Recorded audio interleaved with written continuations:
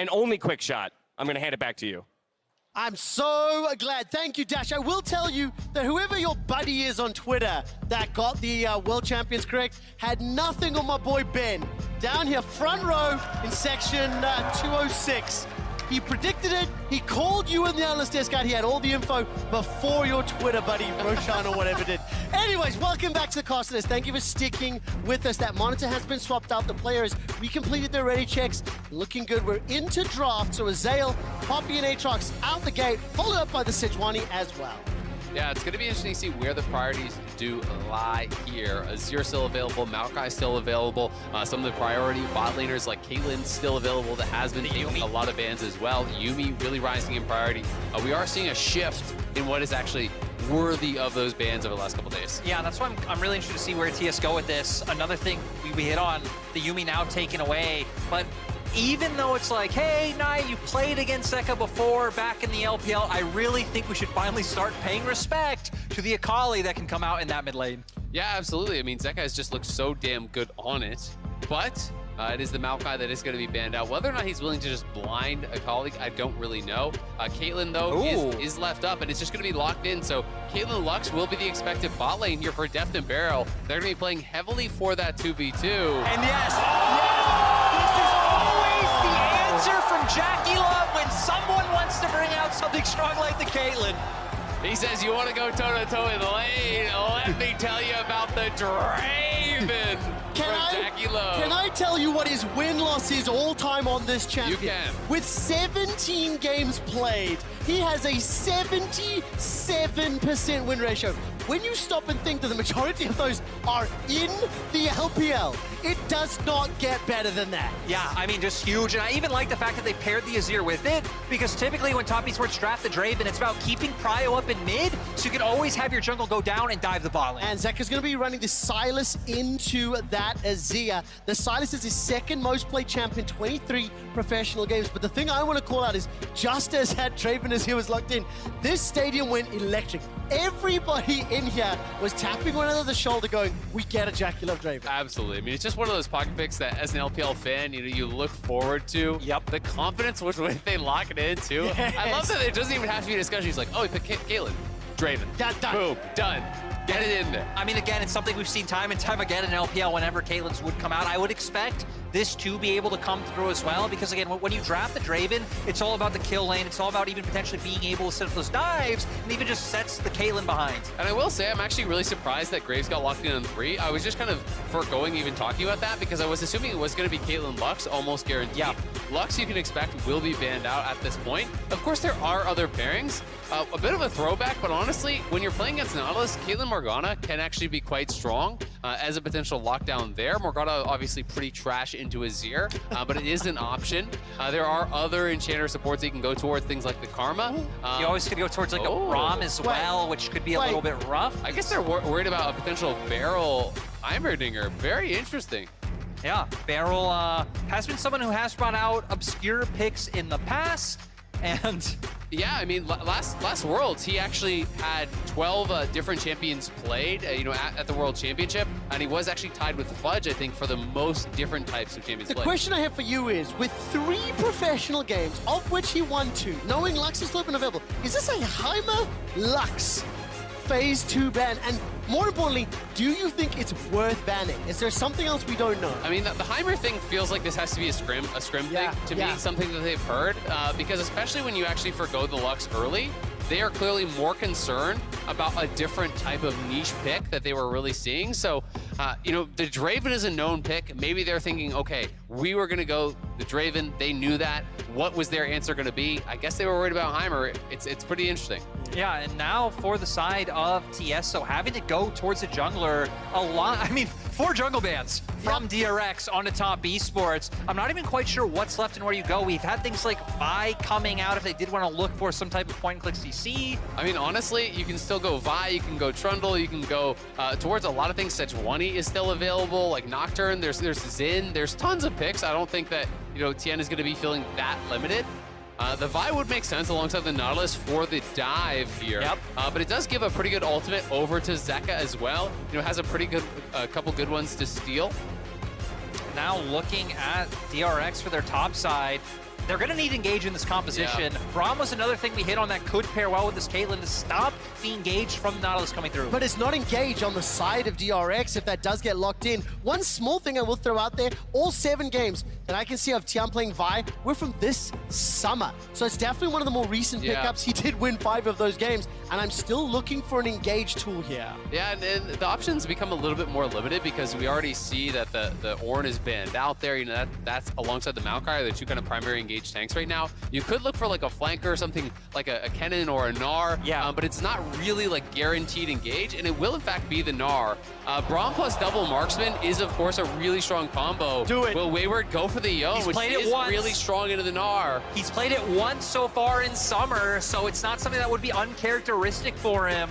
But for TES as well. Well, we're going to find out once this last pick comes in. It's going to be the Jacks instead. 4 games played, 3 of them with victories. Lyric, I'm going to come to you first. Let's zoom out and talk about the compositions and how they want to win respectively. Yeah, I mean, this whole game for both teams is going to be bot lane centric, right? Starting with top esports, it's all about setting up those dives that we talked about. You're taking the Azir early to try to guarantee yourself some prio in mid, Tian using that, pathing down towards that bot lane, and then Jackie and Mark aggressing on DRX nonstop. And I mean, it's so interesting because, you know, we see Caitlyn locked in. You're expecting snowball through bot, you know, play heavily towards that. But with the context of the Draven being locked in and then going towards the Braum, it becomes more about neutralizing and actually just farming this out. It becomes more of a focus, I think, towards Zeka and Pioshik, you know, playing as that kind of 2-man squad where they're going to try to get advantages, where they're going to try to be unlocked on the map to move towards side lanes and punish something like a pushing Draven. And, you know, for the side of DRX, right, not a lot of, like, guaranteed or easy engage angles to come through. Like, you have things like Braum passive, sure, Skand of Duck coming from Silas, and then King going to rely on the Mega Gnar, so they're gonna be playing on a nice edge to find the picks they need. Now, we said earlier that I live on hopium, silver linings on the clouds. That's what I'm looking for. There's one thing I do like about DRX's comp. They're going to be great at counter-engage. And there's one thing that I think TS's comp wants to do is engage. Absolutely, but it is a very scary prospect, allowing top to choose when and where you fight. This is a team that is so good at skirmishing. And when you allow them to choose the moments of where you're going to fight, when you're going to fight, it's going to be really, really hard for DRX because it's so easy to play around Mega Gnar as long as you're tracking that Gnar. It's going to be so hard. New York City, Hulu Theater, put your hands together. You think DRX will win this game? I want to see how loud they get. New York, do you think Top will win this game? Yep, that's what I thought was coming. I know I set it up on purpose, but my word, huge shout outs to every single one of you for bringing the energy and hype all day. But DRX are still on top of award. Top esports are aware of this, and there's not enough around. Yeah, gonna just back it out. I mean, gotta give credit to the LPL faithful. No matter where Worlds is played, the LPL fans make it feel like they're right at home. Yeah, especially when you have a superstar like Jackie Love. I mean, already a world champion, right? Coming back once again. And for Top Esports overall, looking for a bit of redemption at this World Championship. They were once again favorites back in 2020, one of the names in the hat, but Suning were actually the team from the LPL to make it the furthest. So TS definitely wanting to do better this time around. Already had a great game 1 against Scam Esports, and now with a lot of comfort locked in, looking to do the same here. And against a much tougher opponent, you know, here potentially, you know, we are expecting DRX to really be playing at that high level. Of course, they did lose their first game here in groups, but did look incredible throughout play-ins. This is going to be, you know, a test for Top, so we'll see exactly how well they can play out this first big game. The question I'm going to ask you is, what do you want to see from DRX's perspective for this composition to win you over? In my head, I think I prefer what Top Esports has put together, but there is outplay potential. Yeah, I mean, I really prefer what Top has put together. I'm a big proponent of actually playing towards heavy engage. Having multiple forms of engage allows you to actually dictate basically lane. Look at that, that's what you're expecting, but Jackie Love going low! Jackie Love is about to go down! One more shot is all that's needed! He flashes and stays! How the hell did that work? I don't know, Jackie Love just walking in and Def just autoing him down the whole time. Looked like maybe they were trying to get onto Barrel, but it just left Jackie Love open for Def to just free hit. Yeah, they were trying to actually burst down Barrel there, thought they would have a window to actually kill him off. At the end of the day, it is +1 summoners for DRX who are trying to play that lane to neutralize here. as we're going to see Wayward trying to trade aggressively with that grass, looking for the leaf strike forward. But to go back to what you were asking, Trevor, I think we need to see Pyosik playing really ahead of the pace of that Vi. He needs to be in the face of the Vi, tracking where TN is, taking away camps, really out-farming him and becoming a true team fight threat. Because he needs to be able to win in those 2v2s if they do mash up. Needs to be able to kind of unleash Zeka on the map, because I think that's a lot of where DRX could find success. Exactly. I think it's all about mid-jungle 2v2 coming out for them, especially Zeka. Steal away TN's ultimate. You can instantly focus down Knight, and then the burst coming out from Pyosik should be enough for them to then transfer that to their side lanes. Exactly. I mean, if Zeka can't get out on the map, can't actually get access to those ultimates, then they really have very little engage. But, if he is able to get towards those fights, he can seal the Nautilus ultimate, he can seal the Vi ultimate, even potentially an Azir ult to try to really be that primary engage for his team. So, so much pressure, I think, on Zeka to perform in this one. I'm really glad you guys just pointed that out, because I completely forgot about Hijack during the draft, and there will be a lot of tools available to him. I mean, imagine he gets that from Nautilus, who, by the way, is making his way down low. A few people here in the theater had a bit of a chuckle once that dredge line failed to reach the wall. I appreciated that, New York. Thank you for that one. But I do want to take a zoom out. All 4 summoners blown on the side of top esports, but very, very importantly, Deft still has his flash available despite that exchange. Slightly ahead on CS because of the fact they were able to push them back, but that will be important to track.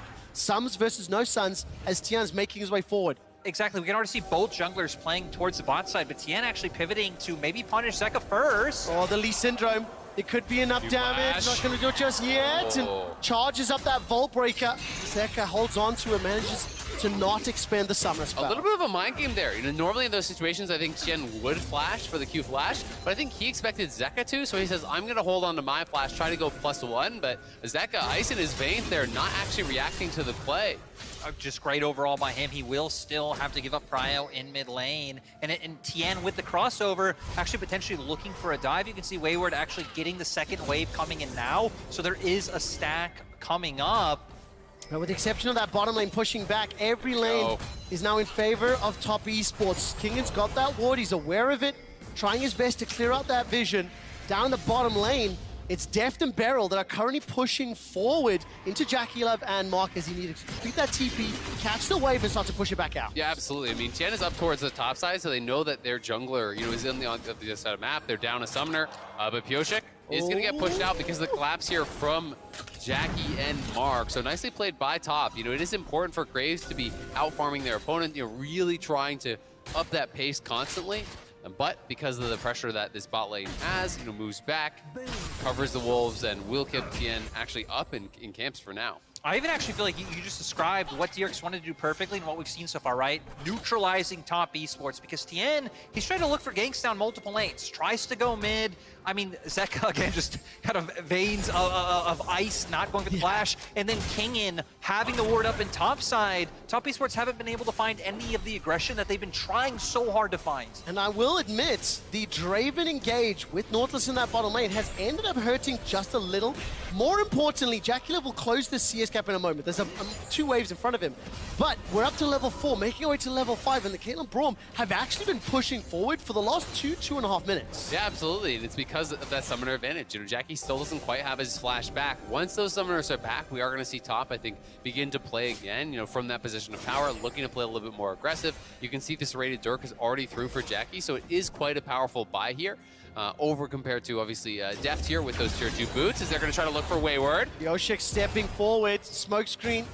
Slipping's done just a moment, flash still available. Leap to the minion, smoke screen for vision, and the flash gets popped. So successful gank here from Pyosik and Kingan. It's not good done yet. Sorry, Lyric, JackeyLove's jumped on. Cleanser's already blown. Flash is available in a second or 2. Built over Peacemaker goes forward. The dredge line is dodged away from as Beryl uses stand behind me. And JackeyLove again is bullied out. Things look so rough, but Trevor, you're still not done. No, we're not. Way away. Will he survive? Counter-strike stun, turret shot. Now steps forward. Hop, skip, jump. Kingan first blood. DRX commit to the top side play. Wayward was too low, and they're able to find the kill. Looks like they're even going to get the wave pushed in, and Wayward doesn't have TP. Yeah, that one hurts to die under your tower there, and I think that Tien's read was that he was safe. Tien was up on that top side, did go back to base. Wayward stayed around, tried to get it out for the wave.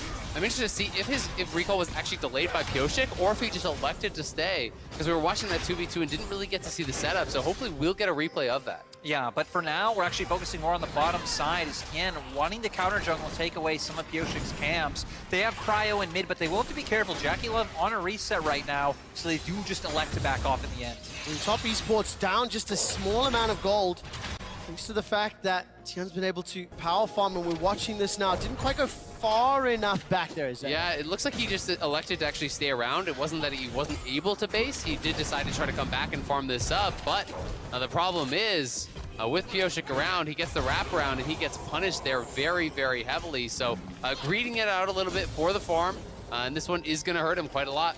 And it's even going to set up for DRX to just make this play up towards the top side for Rift Herald. I think it's smart by TS to not opt into the fight themselves. They're just staying down towards that bottom side. Even Tien there right now. They could potentially look to set up a play because DRX got this one for free. I think this is huge for any fan of DRX.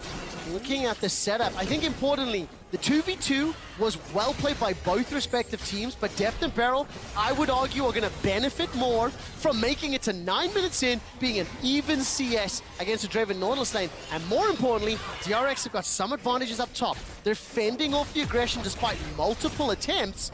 And right now, it's up to DRX to continue to try and balance this out, because there's a lot of plate damage being secured. Pyosik will find Wayward once more, but a strong opening 10 minutes, a minor advantage for the LCK. Yeah, minor advantage here for DRX. They do have the Herald that they are going to be able to actually grab up, but at the end of the day, a lot of this game, I think, is going to come down to, can Jackie Love get that cash in? He already has about 200 stacks here on the Draven. So much additional gold waiting to be grabbed up. You know, you become such a target of play for both teams at this point, and the tension just rises and rises. The more stacks you get, the more the enemy team wants to play around you and try to take you down, and the more Tien needs to be here hovering to make sure that they can. That's why I'm actually surprised, because DRX were just leaning up towards top side before Pyosik backed. It looked like they were going to try to play for themselves. As both AD carries getting chunked depth quite low, and Tien has ulti. I mean, those spinning axes, there's the depth charge, this soul to stop the batteries, got him to it. Now Depth is alive, so many auto attacks are being blocked by the unbreakable wall, but finally, the flashes are committed. And now Pyosik is here and Mark is in trouble. Zeka arrives and he is the solo ulti. Jackie's gonna go down! Oh, look at that, Jackie's caught out. DRX win the fight. Oh my god, Beryl played that so incredibly well. He held his wall for so long. We need to see a replay of this because Jackie was holding his ultimate to try to get the execution on Deft, but Beryl steals of nerve. God, he pulls up the unbreakable last split second to actually block out the Draven ulti, deny the cash in. Jackie then even has to flash forward to try to get it, still can't get it. Exactly. I believe Jackie Love was holding onto that flash too. They were trying so hard to be able to get all that gold onto him. But now, again, DRX have done so well at neutralizing and making sure that this Draven isn't allowed to play the way it wants. DRX up 1,400 gold. The way that teamfight played out literally stopped my brain. There's a little bit of oh no. Ace in the whole fight out, did not interrupt the recall. Knight will complete this teleport to the middle lane to help defend. So Top Esports, they managed to get the first dragon. They managed to pick up that first kill, but the punch backs here from DRX have been great. Yeah, absolutely. And I mean, that's Jackie Love losing over 150 stacks there, and Zeka looking for him once more. Everfrost does hit the slow. Barrel's coming over. Oh my word! Throw everything at Jackie Love. DRX are here to play. The coordination on that play was great as well. Jackie Love no flash. Still thought maybe he was fine because the cleanse was up, but then Beryl coming from right behind him. They're gonna make sure they can get more plates down to this bottom side. They even have a Rift Herald. DRX are playing incredibly well there. Beryl on the wraparound, flashing over the wall. It's a long-range ultimate from Pyosik, splashing the damage through. This tower is gone, and it's going to be Deft getting miles ahead off of it. Unbelievable start. 12 minutes in, that Goldie continues to balloon. Zeka, 3 kills to his name. Kingen has already got 1. You can see the gold differences, plus 1,100, plus 400 in the mid lane. That CS advantage is really helping now Tide. Knight out, but the most important for me is the fact that Caitlyn has survived the early game. Jackie Love has been unsuccessful in his attempts to get ahead, but you cannot deny the damage that Draven will do, and he is still stacking. Yeah, but still, I feel like for TS overall, it's kind of like, okay, bot lane wasn't able to get done what it needed to get done. Wayward's losing in top side. Tien not going to be able to find anything, but all of our eyes now need to be on Knight. He's the one who had a favorable matchup. He had the CS advantage because Zeka was roaming on the map, and he's the player that's always been highlighted for TS as the big carry. Yeah, it's a tremendous amount of pressure on him, but fortunately, Zeka got 3 kills on those roams, so it does make the 1v1 a lot harder. And to me, this game has really come down to 2 moments. The failed cash in there from Jackie, Barrel's brilliant play, I think, denying that, baiting in his flash, which cost Jackie his life, loses the stacks, and also Wayward staying around top and dying with the wave push towards him. Those 2 plays cost top thousands of gold in this game and really are going to be the things that are pushing DRX forward. And you can see now 4TS actually pivoting their game plan to try to find picks on sides with the Jax and at least have the threat to play out through side lanes, but Zeka isn't falling for it. Cease and desist has been hijacked. Teleport is being channeled. Pioshik's making his way forward. Does Zeka fancy a shot? No, Pioshik's turning. Jackie Love is going to be caught up with the help of Mark. Jackie's running for his life. Mark is caught in the river. He's down. DRX are doing it. DRX are ahead, and the only way for top to try claw back, they've got to throw themselves into this comp. DRX are crushing top in this game. They're looking incredibly strong. Mark gets caught in the pincer move, and Jackie dies for the 3rd time this game. Again, losing the stacks. He's just going to have no gold on the cash, and even if he does eventually get a kill, he's got down to 19 stacks at this point. He was over 200 very early on. Oh, but we Not done. Lyric is not done. Wayward, Counter-Strike comes up the boulder. Not going to find the damage. He does manage to get away in the end, but still, the domination from DRX so far has been absolutely huge. And honestly, even like looking at that play, I hope we get a replay because Tien and Wayward there look so disjointed. Wayward actually started backing off when Tien had used his ulti to go in for the fight. Yeah, absolutely. It's getting very, very difficult. I mean, Wayward does survive, but he's down his flash. He's down 40 CS, which is not something I would have been expecting from this matchup whatsoever, but a few mistakes and a few great plays from DRX has pushed him out of this. And when you're playing these melee versus range matchups and you can't threaten the all-in, you can't play aggressive, you have no recourse. All you do is just eat poke and fall further and further and further behind. Remember as well, Wayward elected to stay under that tower top, right? He elected to do so, and Pioshik, with the help of King, had punished him. Part of the reason that allowed King to do so well. Oh my word! Empress Divide, hijacked Empress Divide.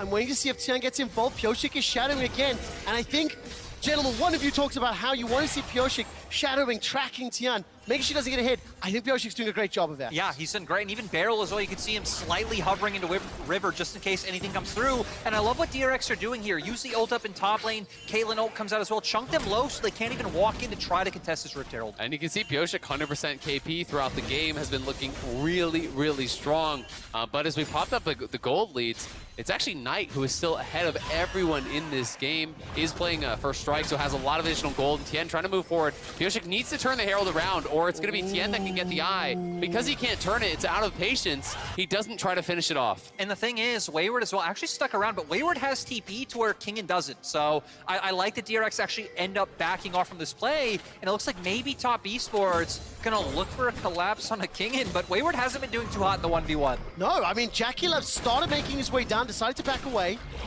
The rest of Top Esports were able to apply enough pressure in the river to force DRX back, and now they have lost control. This Herald is pulling everybody's attention. I'm actually so surprised they ended up backing off, because when Top Esports not starting off the Herald right as DRX left, it allowed for Kingen to push in the bot wave and kind of gave up the fact that Wayward had TP and they could threaten a fight with numbers advantage. Yeah, I mean, I think they're just feeling like they're a little bit too far behind. They're trying to buy more time for Knight, potentially. Tien and Knight investing a lot of time into this, trying to lay in wait here. But at the same time, the Herald has gone over, and there's no counterplay on the bottom side there for top. They're so heavily invested into finding a play through this, getting this kill on the tower for Knight, getting that solo gold into the Azir. It's just all eggs in the Knight basket, it feels like at this point. And DRX can really go down and take that dragon at their own leisure. Well, we'll have to find out what happens with the rest of Top Esports' performance here in the Hulu Theater. People are quiet. This is a shocking start to the game, one in which my analysts were being favorable, 20, 30% chance of winning, and DRX have supplanted. They are going to play. Their play and performance should not be scoffed at, and they are stepping up the top. And that's one of the things, right? I mean, RNG doing well. They went through planes. DRX now coming back and slapping top. They went through planes. How much does planes help these teams level up, figure out the meta, figure out what their strengths are? It looks like it's doing a lot so far for DRX. Man, that dragon is going to be spawning the Infernal Rift, the most popular soul that we played for up to, at least today. I haven't been able to update the numbers, but we've seen a lot of Hextech souls, a lot of Infernal souls, teams fighting for them, and frankly, both of these compositions will be ecstatic to make their way towards that Infernal soul. There's loads of damage on both sides, but I think more importantly for me, I want to see how top esports come back into this game. They're always going to have some sort of side lane pressure on the Jax, and it'll just take time. It's an eventuality. But more importantly, if they throw themselves at DRX, almost the entire composition of DRX can deal with that. There's a lot of disengage and spacing tools. Yeah, absolutely. And that's why I think they just want to slow down the game, right? And I think Tiana has kind of given up on the Draven experiment here a little bit. It's all about enabling Knight. Make sure Knight is farming at a really fast clip. Make sure he's getting his gold. He's going to be going for Shadow Flame second, and then I'm interested to see if he goes something defensive or just goes straight towards the death gap and tries to hard carry this game. It will be a little bit more risky because of something like a Stolen Nautilus ult could really take advantage of the fact that you have no defensive stats, but there's a lot of pressure on Knight to get the damage done because it's not really going to come from anywhere else right now. Yeah, and I feel like being bold and maybe going towards more damage like a death cap might be the play, especially if you look. I mean, Dragons have been so slow this game, both only sitting on one apiece. TS actually might be able to get the time they need unless they overstep, because even though DRX I think have fantastic defensive tools, it's still a lot on Zeka being the one to use that prio and then go find these aggressive dives to just find aggressive kills for DRX. One thing that is good for DRX is Zeka's having a great game. So 4-0-0. This tower is now going to be under siege by the second Rift Herald, which is eventually concluded or secured by DRX. Jackie Love has been able to build up 216 stacks despite the 3 deaths, but look, the tower has dropped 3-1 in towers. And you can see how much he's even doing some of these little tricks, actually pulling out the blue buff, just stacking up on the blue buff, not actually taking it for himself away from Knight, but just leeching it back even. So it's fun to see some of these little tricks that the Draven players will do to try to really maximize however many stacks they can possibly get. Sadly for TS though, it still feels like Jackie not going to be relevant anytime soon. The silver lining is at least they do have such a good trigger pool with something like a Nautilus that if any member of DRX oversteps, they could potentially find it, but DRX haven't been overstepping just yet. No, and they have so many good answers, right? You're looking towards Zeka. Do you want to shut him down? Well, he has a stopwatch. You look at Def. There's an exhaust on Barrel. There's Guardian. There's already a full lock-in completed. There's so many strong defensive tools here that it's going to be very, very difficult for one person to just kind of get picked out. Derek, it's 20 minutes into the game. It sets some expectations on what you think top esports' mentality mindset will be. They're in a surprising position. They're down a significant amount of gold. Do you believe this team has the mentality and also the composition to start to claw this back? Yes, I think TS have been a team that are both bold and patient enough to be like, hey, we're gonna wait for our moment, but they aren't a team that's too afraid to like take advantage of, oh, hey, this team oversteps spot lane, we look for a Baron rush. Oh, they're going here, we look for the pick. So definitely a team that has the confidence to do it. The question to me is, does DRX give them any type of opening? Because they are still playing so well, juggling their bot lane pressure from Kingen with their top side. I'm so glad you mentioned that. If you look at the minimap, it's 1-3-1. You can see Zeka pushing top, Kingen was shoving out bottom. Both players have teleport available respectively. They've extended that Goldie to 21 minutes, and Azel, you've been a master on that telestrator today, as now it looks like DRX are going to start the siege of the top lane. Yeah, I mean, all the waves are actually pushed in. You can see the top are just losing more and more control on the map. You know, you start to look at this line of wards, it's getting further and further up. You know, for top on the top side, that's about as far as their vision goes. They have this one ward down here as well. They have one flanking ward deep in the enemy jungle and one up in the top lane, but they are losing more and more vision, which means you're going to lose control of your jungle camps, and that just means DRX's gold lead is going to continue extending, especially when there's a champion like Graves who can just power farm this incredibly fast, and as a result, he's a good 40 CS ahead now. Yeah, I mean, just look at Tien's items so far. Only the Kevbug Chainsword, not even finishing a mythic, compared to Pioshik, who has 2 full items in inventory. That's a bit of a diffie in the jungle, as far as I'm concerned. Diffie in the jiffy, A Trevor. diffie in the jiffy, is that what the kids say these days? I'm not really up to date.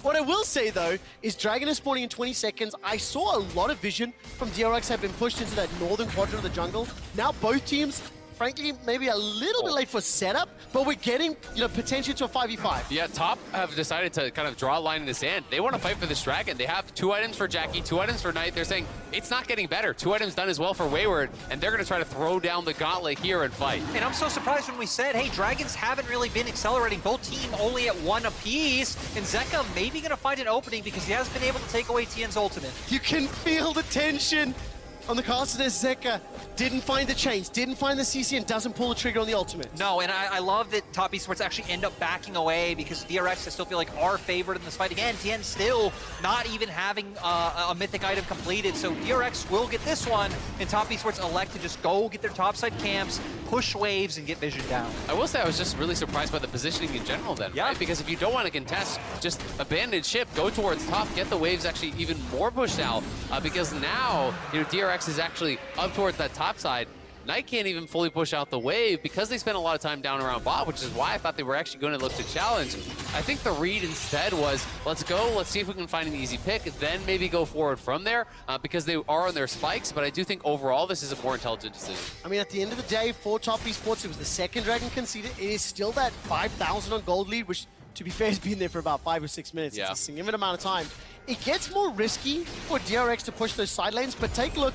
Kingen has got himself the Black Cleaver after the Triforce. Frozen Heart as well, Divine Sundra for Jackson Wayward. Level 14 on that Jax. That advantage that Nars started to build up may start to dwindle somewhat in those side lanes, and it's a slightly squishier build, so when team fights break out, Kingen has to be spot on. Yeah, absolutely. And when you do actually hit the Frozen Heart there on Wayward, when you hit level 13 as well, the cooldowns really start getting lower. You can get multiple counter-strikes off in a team fight, and that's when Jax can actually turn from exclusively side lane to more of a team fighter, right? You have the resistances with your ulti pop, you can get that counter-strike out, jump in on someone like Def, push him back, and then retreat back to your team and wait for that second round of cooldowns. And of course, let's quickly talk about the fact that Jack Love is approaching 400 stacks on that Draven. So not only will Jax have a lot of tools and kits in his available, as well as late game power, if Jackie Love cashes in, that's going to be a big payday. Oh, he might be caught out, though. Find out the Glacial Fissure is dropped down. Knight is holding on to the Emperor's Divide, and Zeka's not here.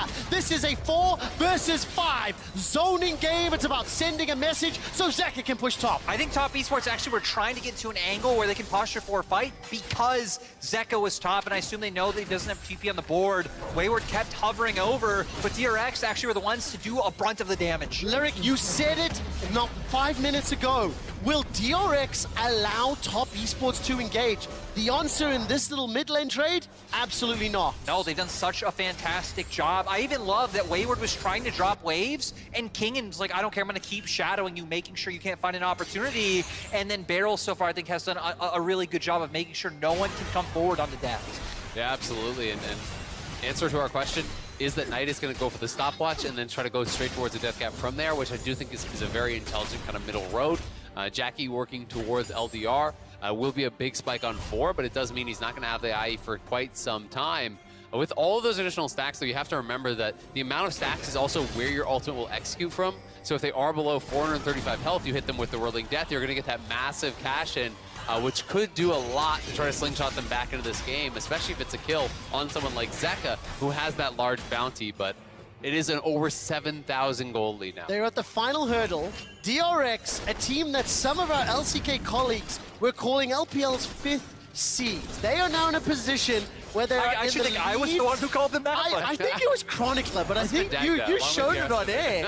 But I think in terms of just the storyline, the surprises, the expectations, it is crucial to remember Top Esports came out on top when these two teams met last year. DRX have been potentially underestimated. They're playing incredibly well, and they're utilizing their draft to perfection. Once again, Kingen pushed out the bottom wave, caught the middle wave, and now he's grouping with the rest of his team. Yeah, I mean, just a great setup overall. It allows you to pretty much keep pushing your pressure up and potentially allow you to find vision, find picks that are necessary. TS, though, still aren't giving in, but I love that you mentioned the 5th seed thing, Quick Shot, because the strangest thing is, right, coming in, not a lot of LCK fans or LCK casters, LCK faithful had faith in DRX doing too well, and they just completely stunned the world. Do they have faith for the upset? Do they have faith for Beryl to survive? Jackie Love is spinning them axes. He's getting that adrenaline. He sidesteps the pusher, but he's been jumped on. Cleanse and flash, and Jackie's running for his life. Zeka misses the chains, but he stole the whirling death. He goes golden, thanks to the hourglass, but the first kill is secured by Pioshik, and Wayward is down. Tian is down.